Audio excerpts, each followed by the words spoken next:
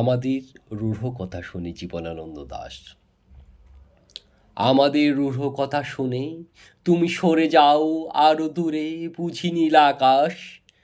তোমার অনন্ত নীল সোনালি ভমরা নিয়ে কোনো দূর শান্তির ভিতরে ডুবে যাবে। কতকাল কেটে গেল, তবু তার কুয়াশার পর্দা না সরে পিরামিড বেবিলন শেষ হলো। ঝরে গেল কতবার প্রান্তরের ঘাস, তবুও লুকাই আছে সেই রূপ নক্ষত্রে, তা কোনোদিন হলো না প্রকাশ। যেই স্বপ্ন সেই সত্য নিয়ে আজ আমরা চালিয়ে যাই ঘরে,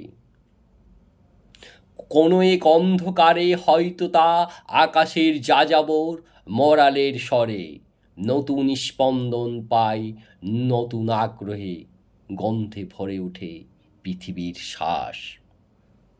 তখন আমরা ওই নক্ষত্রের দিকে চাই, মনে হয় সব অস্পষ্টতা ধীরে ধীরে ঝরিতেছে, যেই রূপ কোনোদিন দেখি নাই পৃথিবীর পথে।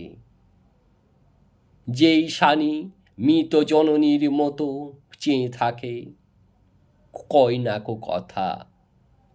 যেই স্বপ্ন বারবার নষ্ট হয় আমাদের এই সত্য রক্তের জগতে, আজ যাহা ক্লান্ত ক্ষীণ, আজ যাহা নগ্ন চূর্ণ, অন্ধ মৃতহীন, একদিন নক্ষত্রের দেশে তারা হয়ে রবে গোলাপের মতো রক্তিম।